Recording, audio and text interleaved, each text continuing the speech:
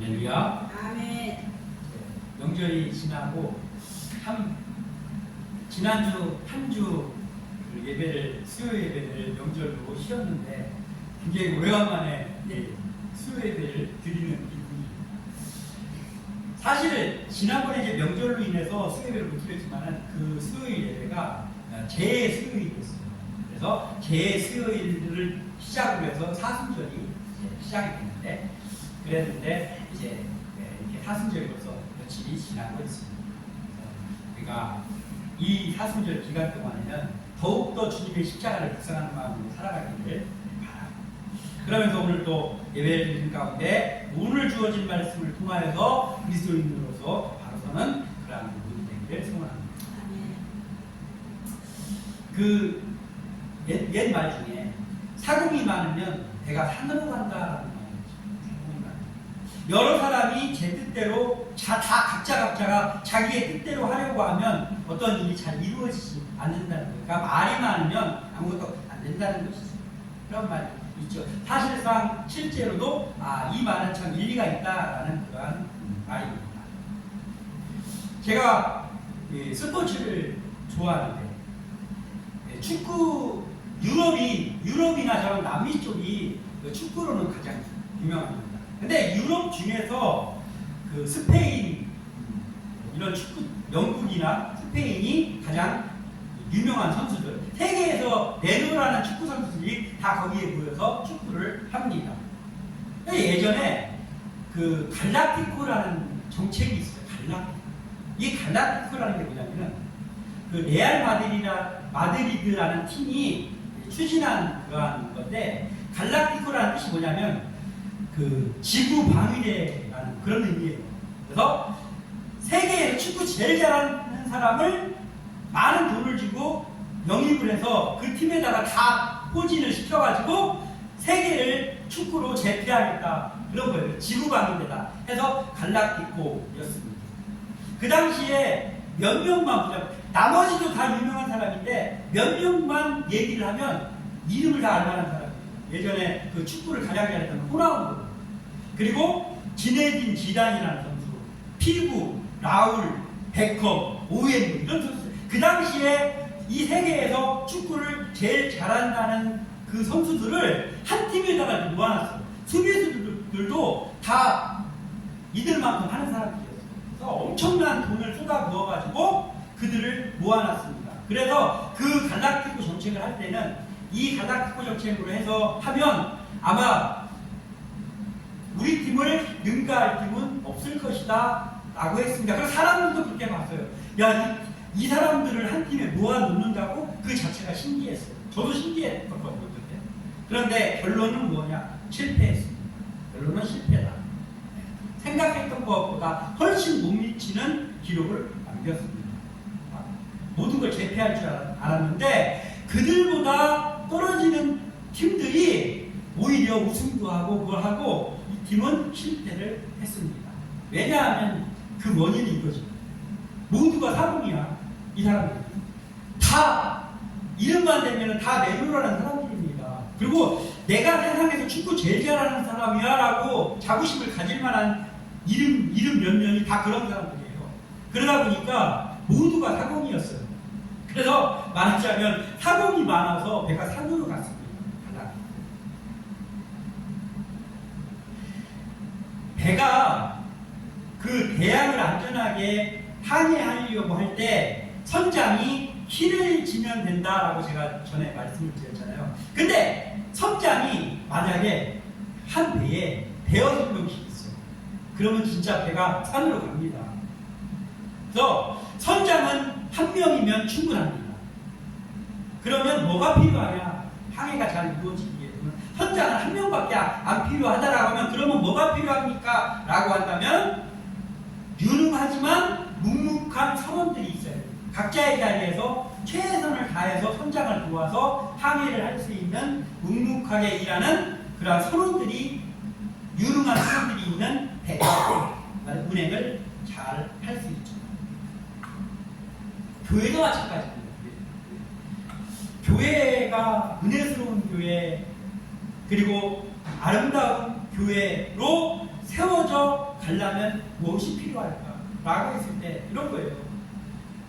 교회에 사람들이 있는데 목사를 비롯해서 모든 사람들이 다 주목받기를 원하는 사람만 모여. 그리고 다 내주하는 뭔가 한 큐씩 하는 사람만 있어요.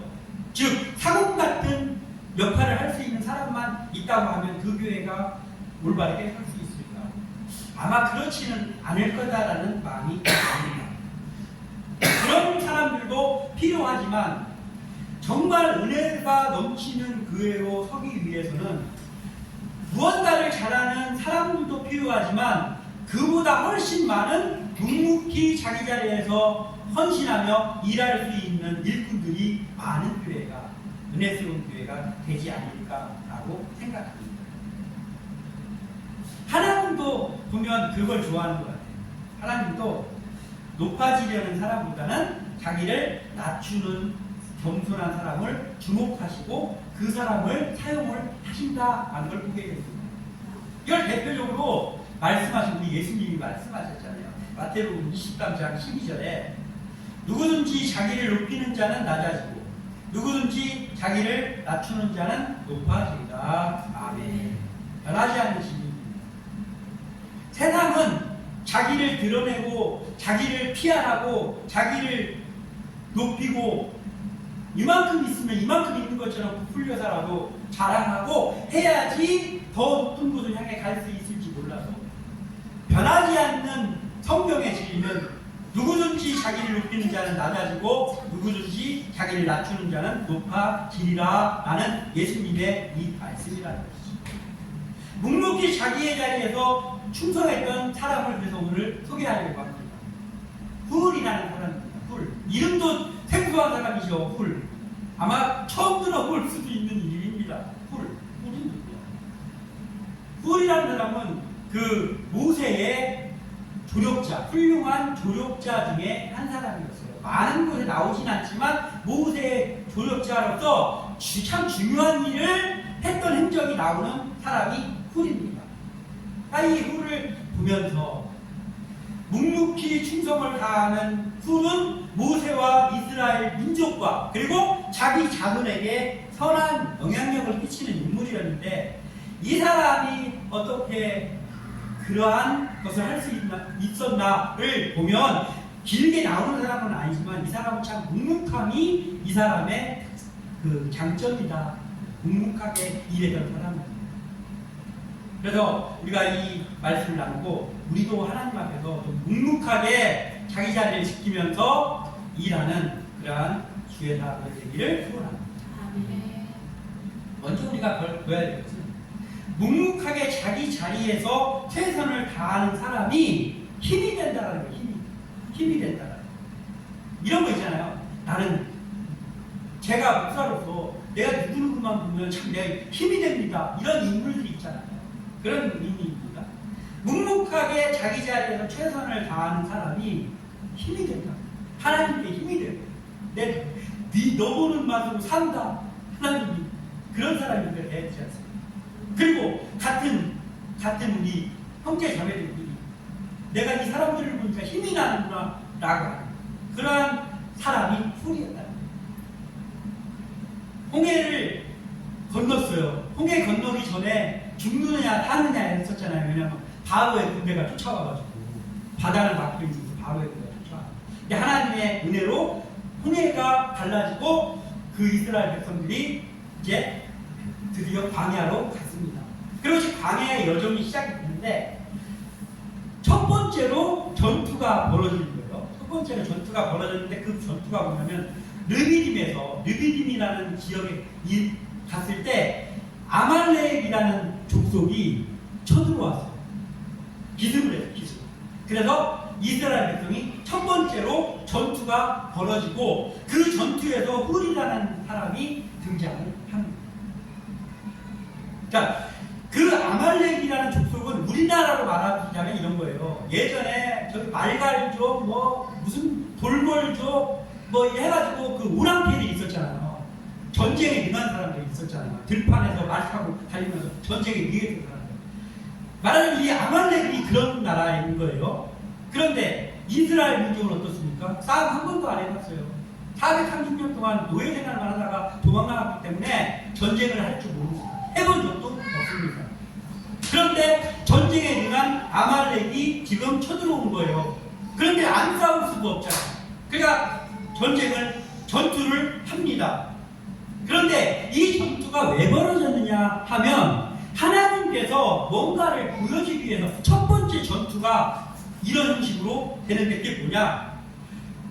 이스라엘 민족 너희들은 너희들의 무력이나 너희들의 군대의 힘으로 너희들이 이 광야를 헤쳐나갈 수 없다.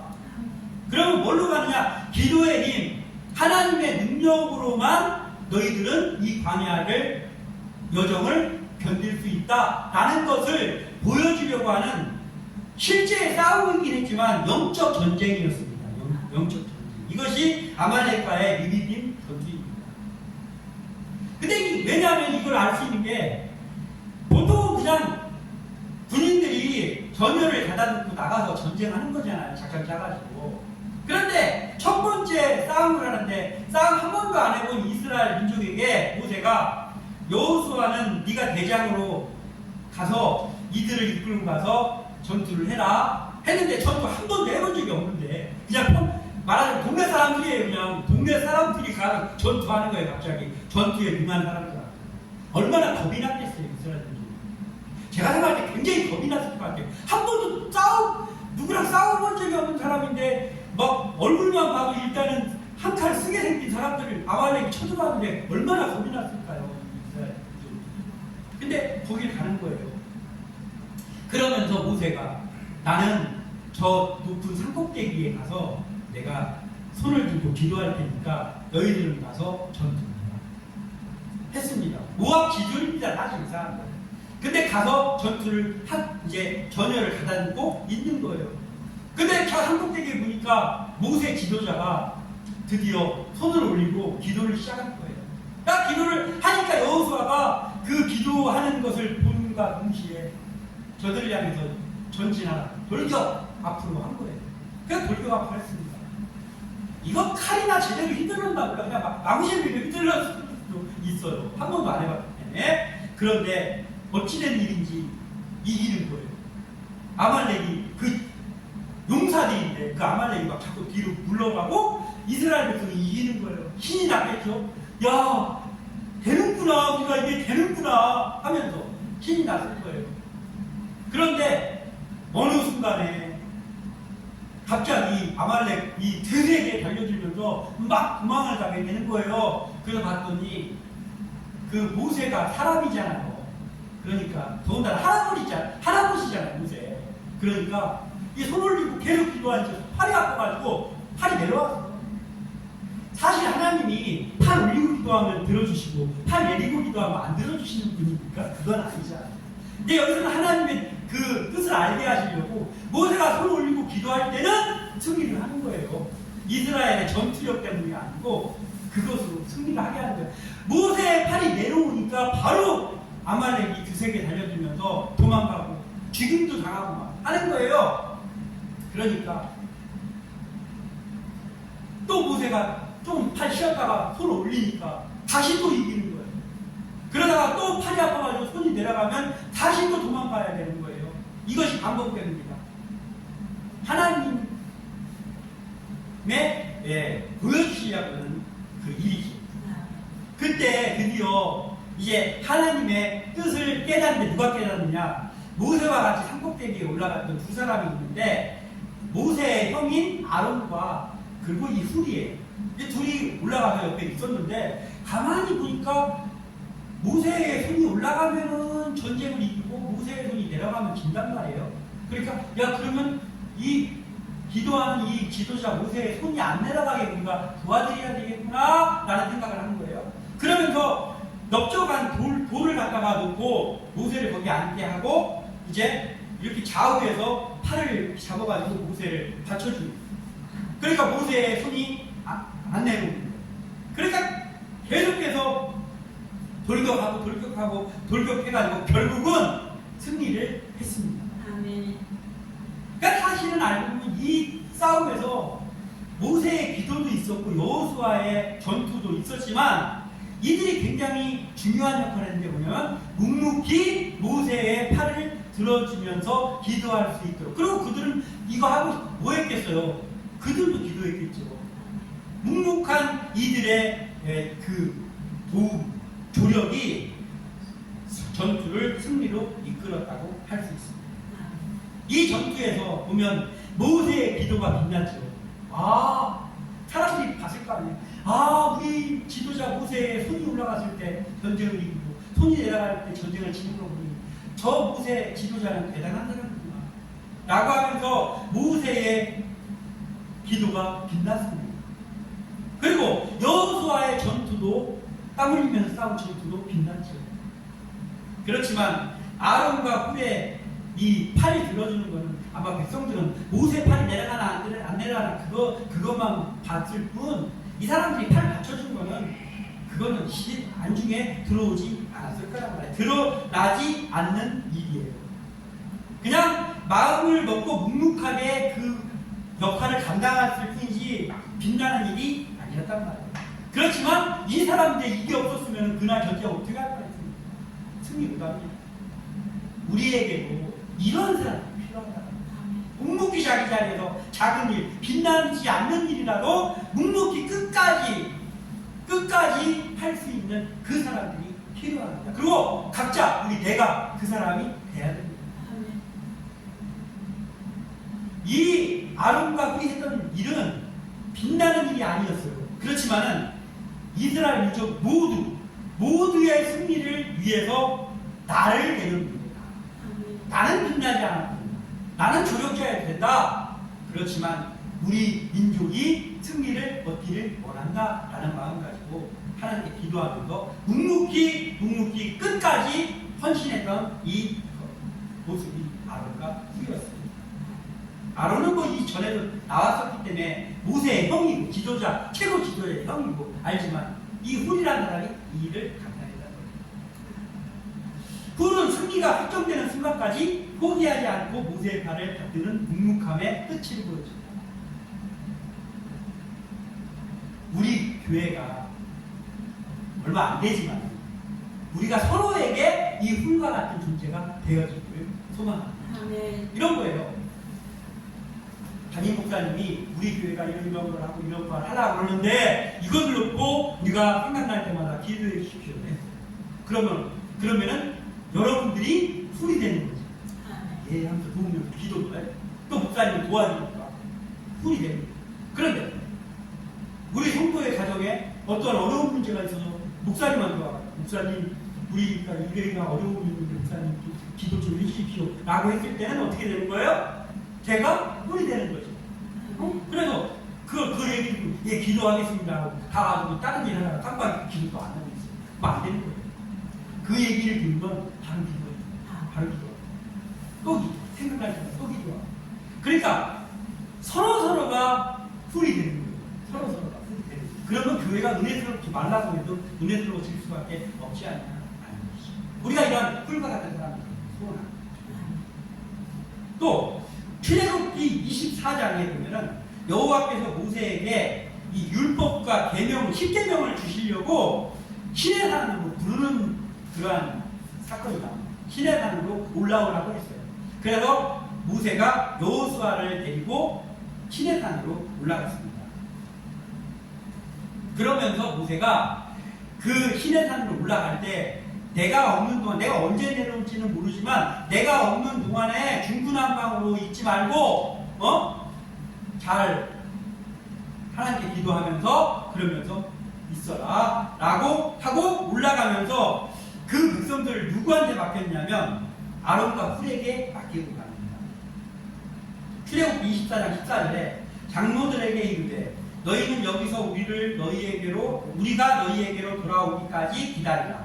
아론과 훌이 너희와 함께 하리니 무릇 일이 있는 자는 그들에게로 나아갈지니라. 아멘. 이렇게 모세가 아론과 훌을 너희들이 내가 없는 동안에 이 백성들을 잘 다니고 있어라 하고 맡기고 갑니다. 지도자가 어디를 가는데 다른 장로들도 있었어요. 그런데 어디를 갈 때 내가 이 사람에게 여기를 맡기고 가면 내가 가서 불안하지 않겠다 하는 사람이 우리가 각자가 다 돼야 되는 거예요. 내가 다른 사람은 몰라도 이 사람들이 여기서 이걸 잘하고 있으면 내가 여기를 떠나서 좀 있어도 불안하지 않겠다. 잘할 거니까. 이렇게 묵묵히 자기 일을 충성할 수 있는 사람으로 보일 수 있는, 인정받을 수 있는 그런 사람들이 돼야 돼요. 아론은 조금 전에도 얘기했지만 모세의 형입니다. 그리고 일대 대제사장이잖아요. 그러니까 그렇다고 치지만 훌이라는 사람도 이 아론 못지않은 사람이었다는 걸 여기서 알 수 있고, 다른 장로들도 다 있고 아론도 있지만 아론과 동등한 위치에서 모세가 백성들을 맡기고 갈 수 있는 그러한 묵묵한 조력자였다. 우리 서로 각자에게 이러한 조력자들이 되기를 소원합니다. 주의 일꾼인 우리가 하나님은 물론이거니와 사람에게도 신뢰를 줄 수 있는 묵묵함의 힘을 가지는 일꾼 되기를 소원합니다. 한 가지만 더 보자면 말이 아니라 삶으로 보여주는 것이 묵묵함의 힘이다. 오늘 제목은 묵묵함의 힘입니다. 말이 아니라 삶으로 보여주는, 매우 중요합니다. 아말렉 전투에서 이 훌의 포지션이 어땠어요? 빛나는 자리가 아니었지. 모세의 손 붙들어주는 게 아니었습니다. 그런데요, 자, 아론과 훌이 모세의 손을 받들어주고 있을 때 사람들은 모세만 봤겠지요. 모세의 손팔이 내려오나 그것만 봤습니다. 그리고 전쟁이 거기에 따라 움직입니다.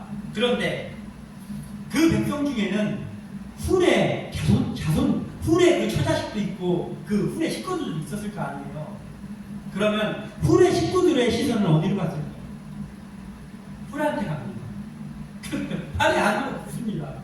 다른 사람들은 모세만 보일지 몰라도 그 자손들은 그 산꼭대기를 보면서 우리 훌 아버지가, 우리 훌 할아버지가 저기서 중요한 일을 하고 있구나. 빛나지는 않지만 저기서 저 지도자 모세의 팔을 받들어주면서 기도하고 계시는구나. 이 삶으로 보여주는 이보다 삶으로 더 보일 수 있습니다. 그게 보였을 거라고요. 특별하게 보였을 거라고. 그 가족들에게. 말이 아니라 삶으로 충성을 보여준 훌의 이 묵묵한 충성. 적어도 그 가족들에게는 그것이 귀감이 된다.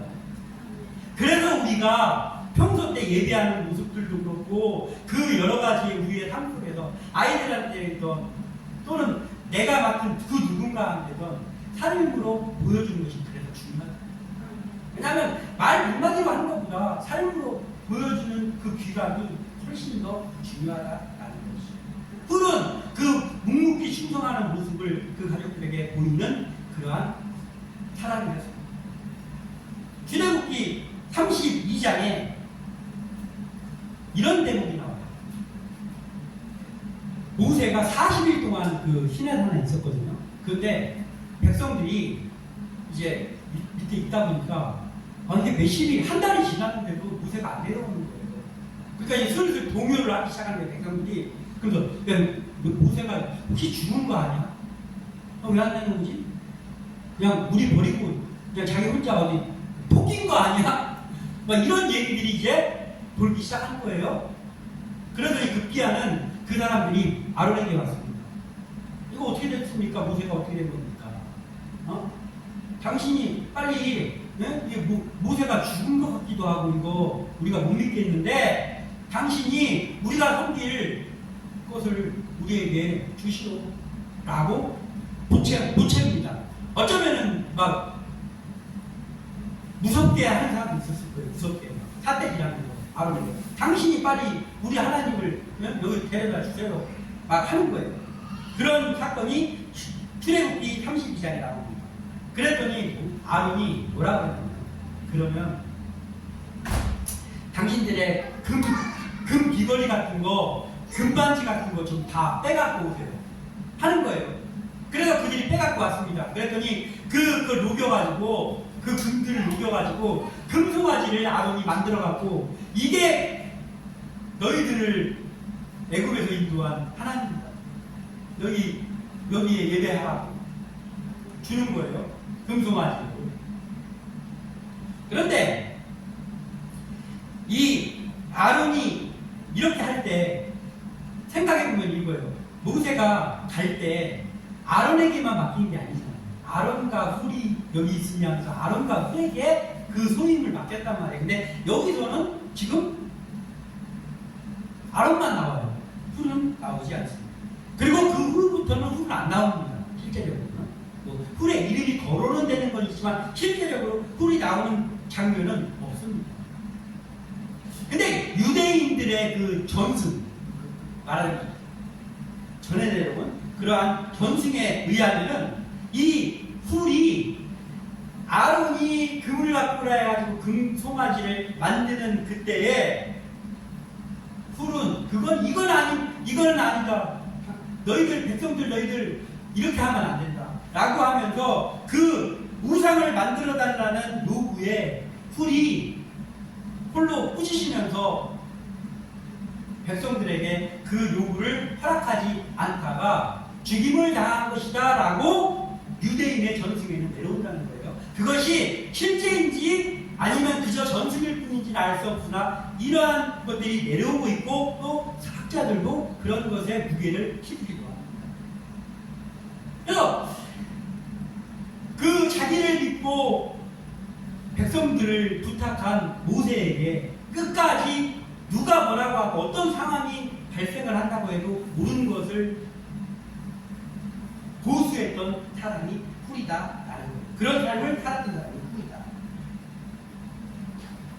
이 말초에 이런 말이 있어요. 왕대밭에 왕대난다라는 말이 있어요. 왕대밭에 왕대난다. 이게 무슨 말이냐면은 그 어떤 원인이 있으면은 그 원인에 따라서 결과가 나온다라는 거예요. 그러니까 훌륭한 사람이 있는 그 집에는 훌륭한 사람이 나온다는 거예요. 말하자면 왕대밭에 왕대난다. 이 훌의 자손이 그런 사람이 있었습니다. 이렇게 묵묵하게 자기 자리에서 작은 일이든 어떠한 일이든 충성을 다했던 그 훌의 왕대에서 그 왕대 같은 할아버지 밑에서 왕대가 났습니다. 누구냐? 바로 훌의 손자 부살렐입니다.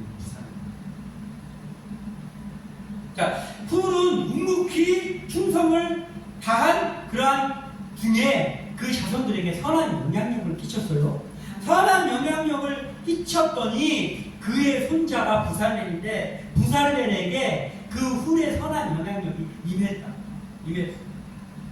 출애굽기 31장 1절에 여호와께서 모세에게 말씀하여 이르시되 내가 유다 지파 훌의 손자요 우리의 아들인 부살렐을 지명하여 부르고 그 후에는 뭐가 나오냐면 그가 성전의 모든 그 중요한 기물들 성구들을 다 조각하고 세심하게 만들었다는 거예요.